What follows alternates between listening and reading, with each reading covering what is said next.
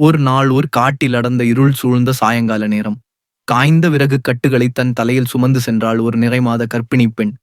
காட்டின் அமைதியை குலைத்து அவளை பின்தொடர்ந்து வந்தான் காரன் என்ற கொடிய அரக்கன்.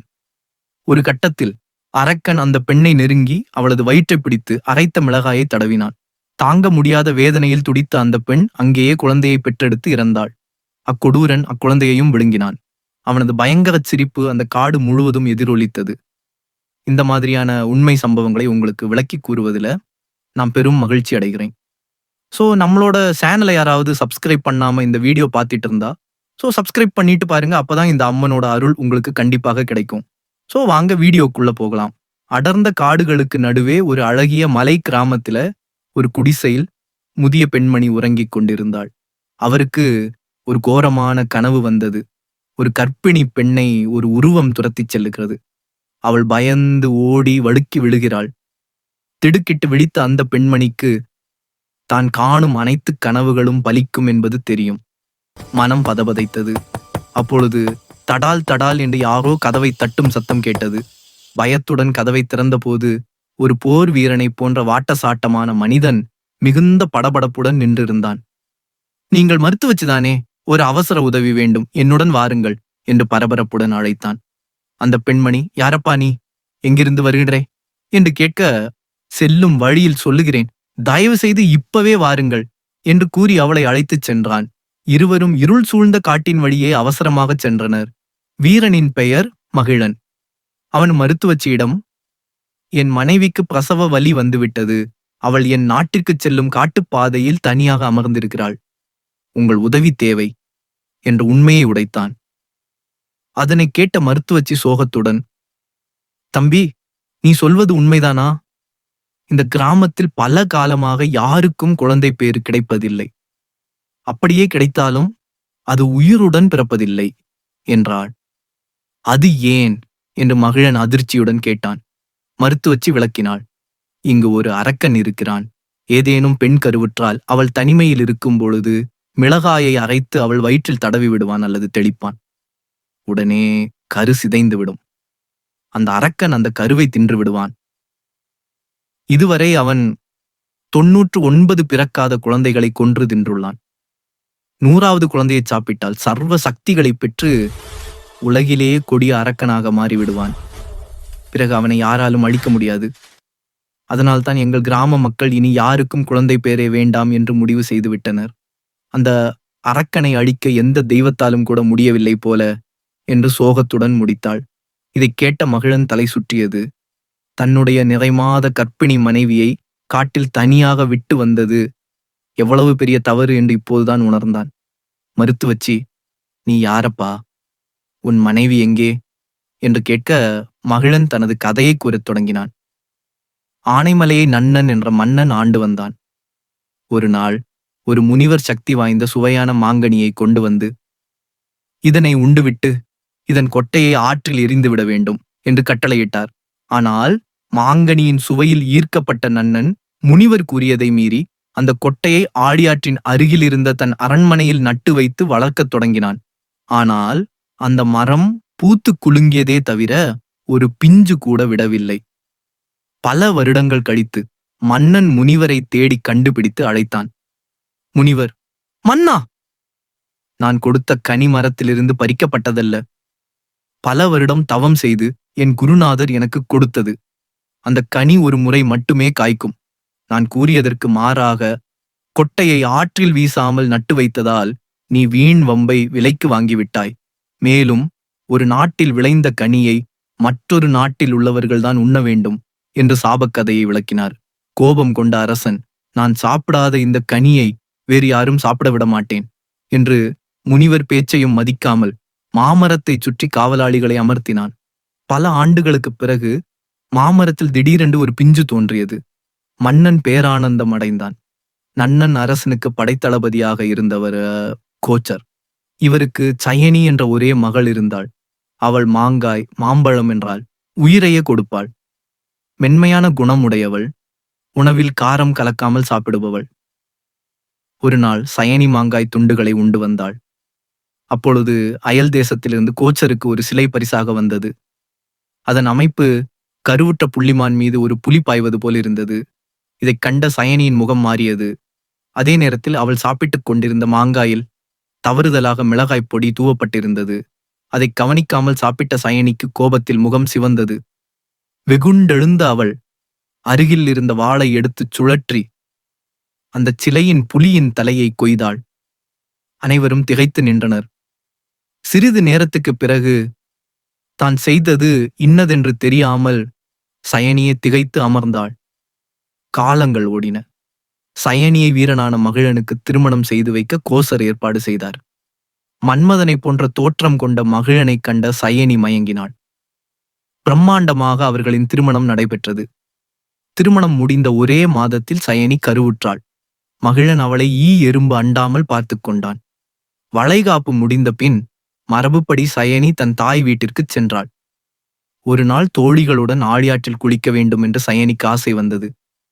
தோழிகள் மறுத்தும் அவள் தன் தந்தையிடம் அனுமதி பெற்று ஆற்றில் குளித்துக் கொண்டிருந்தாள். அப்பொழுது நீரில் ஒரு அழகான மாம்பழம் மிதந்து வந்தது. அதைக் கண்டதுமே சயனிக்கு ஊறியது. அந்த பழத்தின் வடிவத்தை பார்த்த தோழிகள் பதறி, அது ராஜாவின் அரண்மனை தோட்டத்தில் காய்த்த அரிய மாம்பழம், நாம் அதை சாப்பிடக்கூடாது என்று கத்தினார்கள். ஆனால் சயனிக்கு காதிலே விழவில்லை. அந்த மாம்பழத்தை எடுத்து ருசித்துச் சாப்பிட்டாள். அது மிகவும் சுவையாக இருந்தது. மாம்பழத்தை தொடர்ந்து வந்த காவல் படையினர் சயனி அதை சாப்பிடுவதை பார்த்து சுற்றி வளைத்தனர். ராஜகுலத்துக்கு மட்டுமே சொந்தமான மாம்பழத்தை சாப்பிட்ட குற்றத்துக்காக சயனியை கைது செய்து அரசன் நன்னன் முன் கொண்டு சென்றனர். அந்த மாங்கனிக்காக பல காலம் காத்திருந்த மன்னன் கடும் கோபம் கொண்டு சயனிக்கு மரண தண்டனை விதித்தான். சயனி கெஞ்சியும் அரசன் மனம் இறங்கவில்லை. பதறிப்போய் ஓடி வந்த அவன் மாம்பழம் தின்ற குற்றத்திற்காக எடைக்கு எடை பொன்னும் 81 யானைகளும் தருவதாக கூறினான். அதையும் ஏற்காத அரசன் சயனியை சிறையில் அடைத்தார். பெரும் கோபம் கொண்ட மகிழன் தன் நாட்டிற்குச் சென்று படையை திரட்டி நன்னனூர் வந்து மன்னனுடன் போர் தொடுத்தான். பலத்த போருக்குப் பின் மன்னனை வீழ்த்தி சயனியை மீட்டான். ஆனால் இரு பக்கமும் இருந்த படைகள் முழுவதுமாக அழிந்தன. நன்னனூர் நாடே முற்றிலுமாக அழிந்தது. மகிழன் தன் நிறைமாத கர்ப்பிணி மனைவியுடன் காட்டு வழிப்பாதையில் தன் நாட்டிற்குச் சென்றான். நடு இரவில் இருள் சூழ்ந்த காட்டில் நிறைமாத கர்ப்பிணியான சயனியால் ஒரு அடி கூட எடுத்து வைக்க முடியவில்லை. அவளுக்கு பிரசவ வலி வரவே மகிழனை மருத்துவச்சியை அழைத்து வரச் சொன்னாள். வேறு வழியின்றி அவளை அங்கு அமர வைத்துவிட்டு விளக்கு வெளிச்சம் தெரிந்த மலை கிராமத்தை நோக்கிச் சென்றான் மகிழன். இப்படித்தான் தான் கதையை மருத்துவச்சியிடம் கூறி முடித்தான் மகிழன்.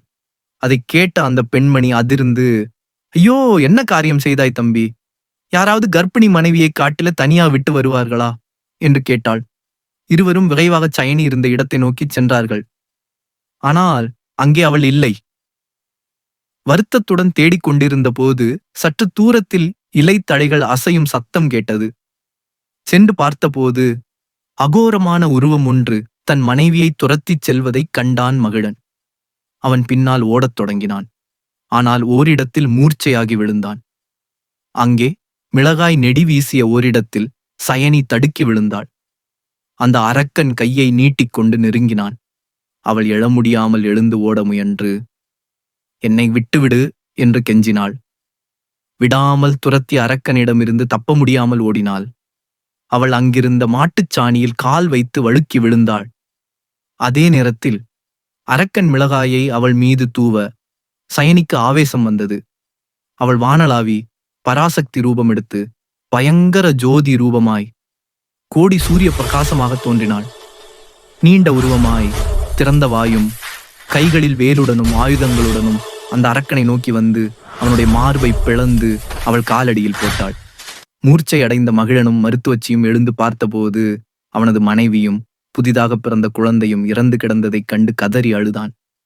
மருத்துவச்சி, ஐயோ, நான் கண்ட கனவு பலித்து விட்டதே, என் கனவு நிஜமாகிவிட்டதே என்று கதறினாள். பிறகு அவள் கூறினாள், சயனி சாதாரண பெண் அல்ல. அவள் தேவலோகத்திலிருந்து மண்ணில் உதித்தவள். பக்தர்களையும் மனிதர்களையும் இரட்சிக்க வேண்டி உருவான தெய்வாம்சம் பொருந்தியவள். அவள் மாட்டுச்சாணத்தில் கால் வைத்து வழுக்கி விழுந்து இறந்ததனால் அவள் மாசாணி என்று பெயர் பெற்றாள் என்று சொல்லி அவளை வணங்கினாள். சயனி அந்த அரக்கனை அழிக்க வேண்டி உருவானவள் என்பதனால் அவளுக்கு ஒரு கோயில் கட்டி பூஜித்து வழிபாடு செய்ய வேண்டும் என்று மக்கள் கூறினார்கள். மாசாணி அம்மன் பெயர் காரணங்கள்: மாட்டுச்சாணத்தில் கால் வைத்து விழுந்ததால் மாசாணி என்றும், மயானத்தில் இடுகாட்டில் சயனம் கொண்டதால் மயான சயனி, அதுவே மாசாணி ஆனது என்றும், மன்னனின் மாங்கனியை சாப்பிட்டதால் வந்த விளைவால் மாங்கனி அம்மன், அதுவே மாசாணி அம்மன் ஆனது என்றும் கூறுகிறார்கள். இந்த அம்மனை தொழுபவர்களுக்கு பில்லி சூனியம், மாதவிடாய் கோளாறு, பேய் பிசாசு பிடித்திருப்பவர்களின் துன்பங்கள் நீங்கும் என்று மாசாணி அம்மன் வரலாறு கூறுகிறது. மேலும் பொன், பொருள், நகை போன்றவற்றை திருடிச் சென்றோ பணம் வாங்கிக் கொண்டு இல்லை என்று கூறுபவர்களுக்கோ நீதி கிடைக்க வேண்டி அங்குள்ள ஆட்டுக்கல்லில் மிளகாய் அரைத்து வைக்கும் நிகழ்ச்சியும் உண்டு. இவ்வாறு செய்வதால் துரோகம் செய்தவர்கள் உடல் மிளகு தேய்த்தது போல் எரியும் என்ற நம்பிக்கையும் உள்ளது. இன்றும் மாசாணி அம்மனை வழிபட்டு பல குழந்தை பாக்கியம் பெற்றுள்ளனர். கந்துவட்டியில் சிக்கிச் சீரழிந்த குடும்பங்களும் பயனடைந்துள்ளன. இந்த வீடியோ உங்களுக்கு பிடிச்சிருந்தால் நமது சேனலை லைக் பண்ணுங்க, கமெண்ட் பண்ணுங்க, அண்ட் மறக்காம நம்மளோட சேனலை சப்ஸ்கிரைப் பண்ணுங்க. ஏன்னா இந்த மாதிரியான ஹிஸ்டரி சம்பந்தப்பட்ட வீடியோ தான் தொடர்ந்து அப்லோட் பண்ண போறோம். ஸோ இவ்வளவு நேரம் நம்ம வீடியோவை வெயிட் பண்ணி வாட்ச் பண்ண உங்களுக்கு ஒரு குட் நியூஸ். அடுத்து என்ன வீடியோ வேணும் அப்படின்னு கமெண்ட் பண்ணிட்டு போங்க. அந்த வீடியோ கூடிய விரைவில் உங்களை வந்து சேரும். உங்களுடைய பெயர் சொல்லி பதிவேற்றப்படும். ஸோ நீங்க மாசாணி அம்மன் கோவிலுக்கு போய் உங்களுக்கு என்னென்ன பலன் கிடைச்சிருக்கு அப்படின்னு சொல்லிட்டு அதையும் மறக்காம கமெண்ட் பண்ணிட்டு போங்க.